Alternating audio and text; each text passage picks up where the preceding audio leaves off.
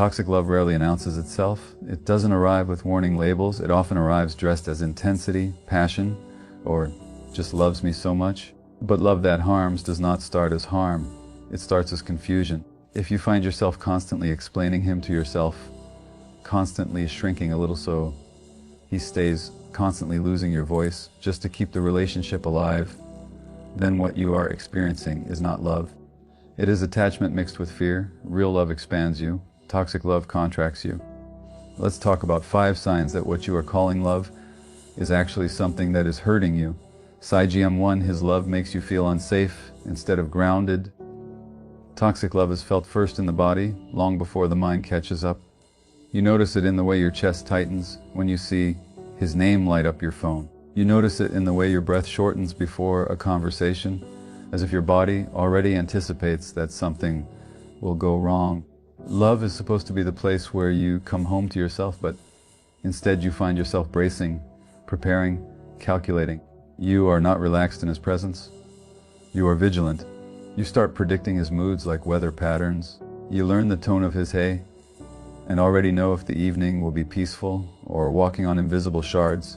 You replay past conversations, not because they were beautiful, but because you are trying to figure out where you made the mistake that caused the last explosion, the last withdrawal, the last cold silence. You begin to live in self-doubt. You ask yourself, did I say too much? Did I not say enough? Was I too emotional, too distant, too honest? Real love makes you more alive. This kind of love makes you more anxious. You do not notice the moment safety leaves. It is subtle. At first, it is only during arguments. Then it is during honest conversations. Then it is when you express your needs. And finally, it is there even in the quiet moments, like a background hum of tension. Your nervous system is no longer resting. It is watching, it is listening, it is preparing. You begin to confuse adrenaline for passion, instability for chemistry. You tell yourself, this must be love because it feels so intense. But your body knows the truth. You are not grounded. You are surviving. You start shrinking in small, almost invisible ways.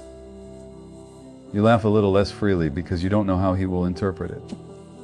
You choose your words like stepping stones across a river, terrified that one wrong step will send everything crashing. You silence your tears because they make things worse. You become careful instead of honest, accommodating instead of authentic. The price of honesty begins to feel higher than the price of self-betrayal. And so you betray yourself again and again, just to avoid the next storm. Love is meant to be where you exhale, but with him you are always inhaling, holding, waiting for the mood to shift, waiting for the tone to harden, waiting for the punishment of distance, the sarcastic comment, the sudden withdrawal of warmth. Even when he is kind, you can't relax into it. You don't trust the moment because you've learned it can vanish without warning. So you don't rest, you hover, you stay alert, you stay small. This is not your weakness. This is your nervous system adapting. Somewhere in your story, you learn that love is unpredictable, that closeness comes with danger, that affection can flip into rejection without explanation. Being on edge became a way to stay safe. You are not broken for feeling unsafe. You are responding exactly as anyone would when love becomes a place of emotional threat instead of emotional shelter. The deepest tragedy of unsafe love is that you begin to believe the lie that this is what love is supposed to feel like. But love is not supposed to make you afraid of speaking. It is not supposed to make your stomach twist at the sound of a message notification. It is not supposed to make you rehearse versions of yourself just to be acceptable. Love is not supposed to be a battlefield disguised as a relationship. There is a different kind of love, not louder, not more dramatic, but steadier. In that love, your shoulders drop, your voice returns, your laughter comes back without effort. You stop scanning the room for emotional danger. You feel rooted in your own skin instead of floating outside yourself, monitoring everything. Safety is not boring. Safety is peace. Safety is clarity. Safety is the ground beneath your feet saying, you are allowed to be exactly who you are. If you feel unsafe in love, trust that feeling. It is not overreaction. It is your inner truth trying to protect you. Your body has been speaking in the language of tight chests, trembling hands, sleepless nights, and constant overthinking. It has been saying, this is not home. And you deserve love that not like a place you are always trying to survive. Saijien 20, he confuses intensity with intimacy. There is a kind of love that doesn't grow, it burns. It arrives suddenly, overwhelming, all-consuming. He wants all of you right away. He wants your time, your attention, your loyalty before trust has even had a chance to be built. It feels powerful, intoxicating, like you have finally been chosen. You mistake the rush for depth, you tell yourself, no one has ever felt this strongly about me before. But intensity is not intimacy. Intensity is urgency. Intimacy is presence. He calls constantly, not because he is curious about your inner world, but because he is afraid of losing access to you. He asks you to prove your love quickly, pushes for emotional declarations, dramatic promises, rapid closeness. It feels like a movie, tears, apologies, big gestures, fiery reunions after fights. Your nervous system gets addicted to the highs and lows. Calm starts to feel empty. Stability feels suspicious. You begin to believe that love must be dramatic to be real. True intimacy is quiet. It is built slowly through honesty, safety, shared reality. It grows like roots, not fireworks. But when he confuses intensity with intimacy, you never get to grow roots. You only get explosions. He wants to merge, not to know you. He wants possession, not connection. He wants access to your heart without doing the work of earning your trust. And because the emotional roller coaster is so loud, you don't notice that he rarely asks, who are you really? He asks instead, are you mine? Intensity pulls you out of yourself. You stop listening to your doubts because the emotions are so strong. You move faster than your boundaries. You say yes before checking whether you are safe. The speed becomes the seduction. If you try to slow down, he fears it. He worries that slowing down means losing control, losing you, losing the rush. So everything must stay heightened, the arguments, the reconciliations, the passion, even the pain. Intimacy is different. Intimacy allows space. It allows silence. It allows two separate people to exist. Intensity wants to devour space. It wants everything now. It mistakes closeness for control, attention for attunement, obsession for love. When he confuses intensity with intimacy, he may say, I can't live without you, but what he really means is, I can't regulate myself without you. That is not love, that is dependence disguised as devotion. You notice how often your connection feels like being pulled rather than being met. You are swept into deep conversations too soon, confessions too soon, plans too soon. The relationship is always at a 10, never a calm 5. You rarely feel steady, you feel swept away. Your body reacts with adrenaline, not peace. It feels addictive, but addictions always promise connection while stealing self-connection at the same time. Ask yourself, when was the last time he simply sat with your feelings without trying to intensify them? When was the last time he really listened, not reacted? When was the last time the relationship felt like breathing, not drowning? Real intimacy does not rush. It does not demand you collapse your boundaries to prove your love. It does not require chaos to feel alive. Real intimacy says, we have time. Intensity says, hurry or I'll disappear. If you have mistaken intensity for intimacy, it is not because you are foolish, because at some point in your life, chaos was paired with love. Unpredictability felt familiar. Your nervous system learned that emotional storms meant you mattered. So now calm feels foreign, and gentleness feels unreal. But love is not meant to consume you. It is meant to meet you. You deserve a connection that grows rather than burns, that deepens rather than overwhelms, that makes you feel seen rather than claimed. You deserve a love that is not a rush, but a resting place, not a fire that scorches, but a warmth that stays. Saijien 3, your needs are turned into burdens. There is a quiet kind of heartbreak that doesn't come from being yelled at, but from being made to feel like you ask for too much simply by having needs. In the beginning, you may have spoken freely. You asked for reassurance, clarity, time, presence. These are not luxuries, these are basic nutrients of connection. But slowly, the messages began to arrive, not in words alone, but in sighs, eye rolls, silences. Every time you reached out, you felt the temperature in the room drop. You learned, without anyone saying it directly, that your needs are inconvenient. You start to edit yourself. You rehearse conversations in your head to make your feelings sound smaller, lighter, easier to digest. You apologize before you even speak. You say, sorry, this is stupid, but, or, I know I'm being dramatic, but. You place your own heart on trial before you dare to offer it. You are not trying to create drama. You are trying to avoid being seen as the problem. Somewhere along the way, you accepted a painful belief. It is safer to carry your pain alone than to risk being shamed for having it. When your needs are turned into burdens, you begin to disappear from your own relationship. You stop mentioning when you're hurt because it will start something. You stop asking for support because it will stress him out. You swallow your disappointment, your loneliness, your longing, and then call it understanding. You convince yourself that being low maintenance makes you lovable. You don't realize you're teaching your nervous system that love means self-abandonment. He may not shout. He may not even accuse. Sometimes he simply goes cold. He withdraws, goes distant, becomes irritated or sarcastic, and the message becomes perfectly clear. If you want closeness, don't need too much. If you want peace, stay quiet. If you want love, stay small. So you start doing emotional math. How much of myself can I express before it costs me connection? Love that treats your needs as burdens trains you to feel guilty for being human. You start believing that wanting consistency is clingy, wanting honesty is overreacting, wanting presence is needy, but these are not flaws. These are signals of a heart wired for connection. A child doesn't feel ashamed for needing comfort. They reach for it freely. Shame is learned later, when reaching was met with rejection. The saddest part is how quickly you begin to turn against yourself. Instead of asking why he can't meet you, you ask why you're so much. Instead of noticing the lack of emotional availability, you diagnose yourself as broken. Your inner voice becomes a replica of his dismissiveness. Why are you like this? Why can't you just be okay? You become both the one who is hurting and the one who is blaming the hurt. But your needs are not heavy. They are honest. They are invitations to be known. In a healthy love, your feelings don't get in the way of the relationship, they guide it. Your tears are not inconveniences, they are signals. Your vulnerability is not a burden, it is a bridge. Someone who is capable of real intimacy doesn't shame you for needing closeness. They move toward you because of it.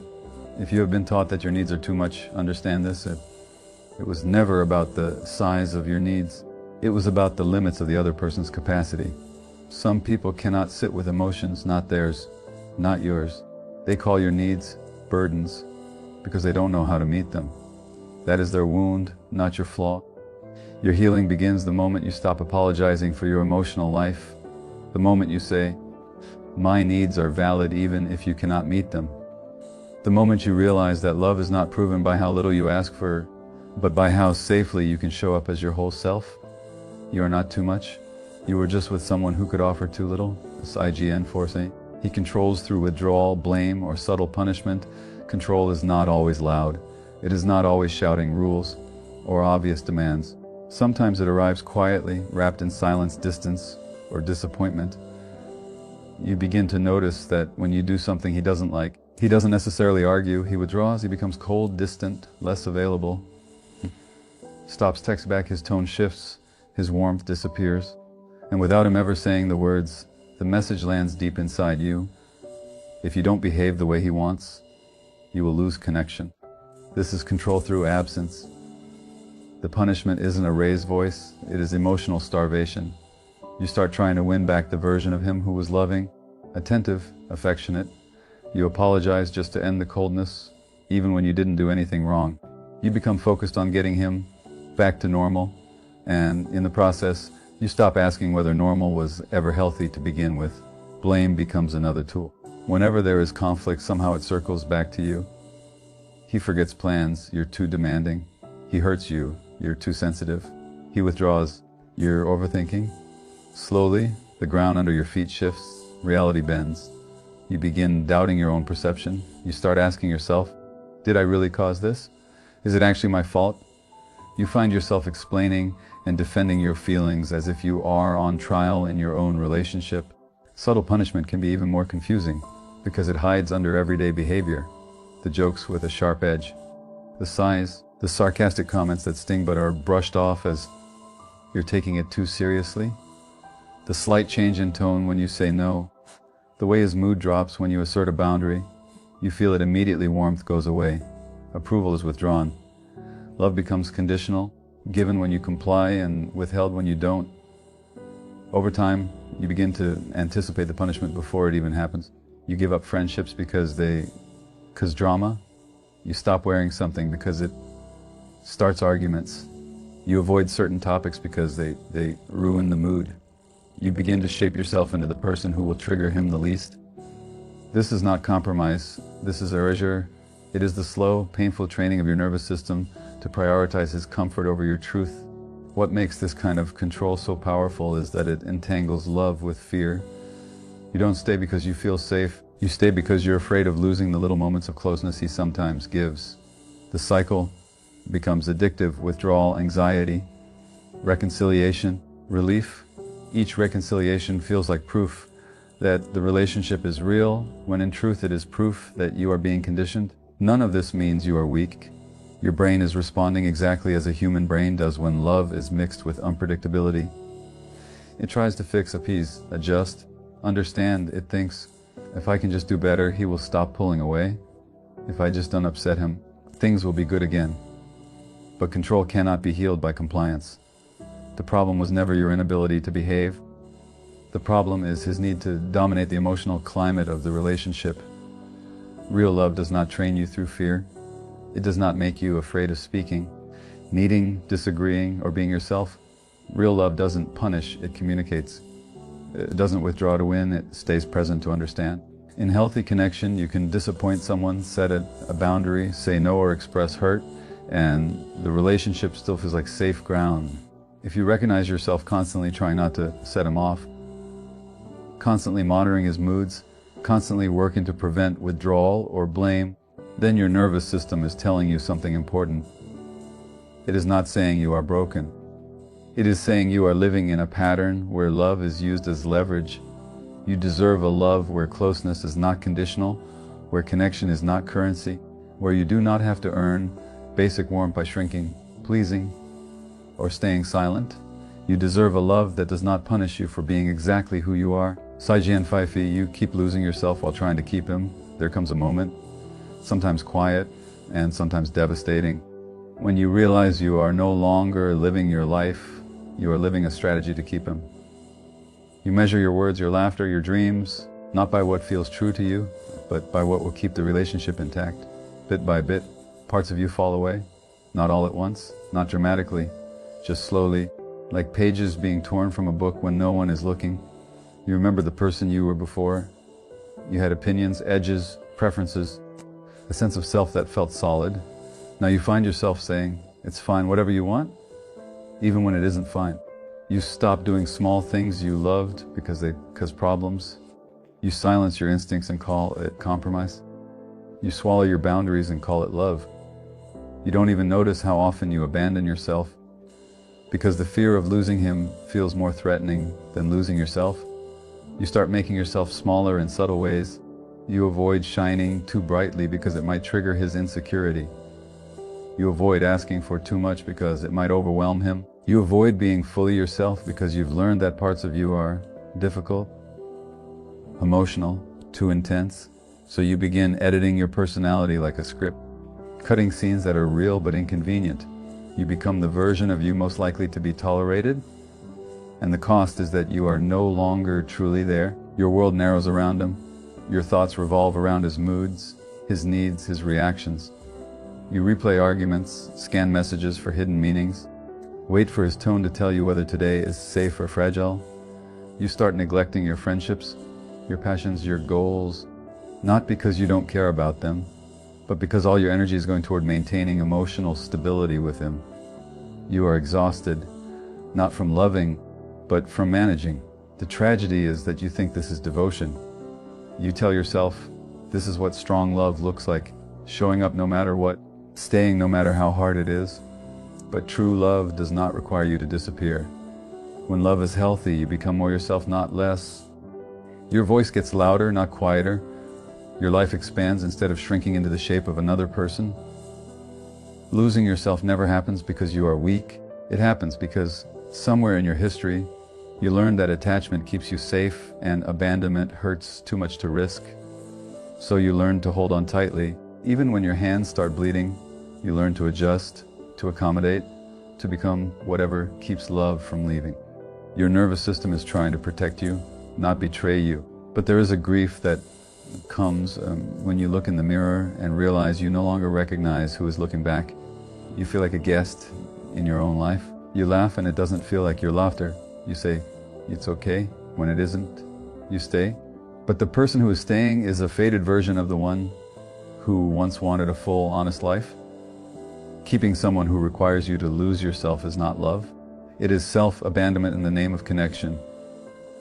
And the painful truth is this: a relationship that cannot hold the real, you can only ever love the mask, not the person beneath it. The turning point is not loud. It is a quiet realization you miss yourself. You miss your own company.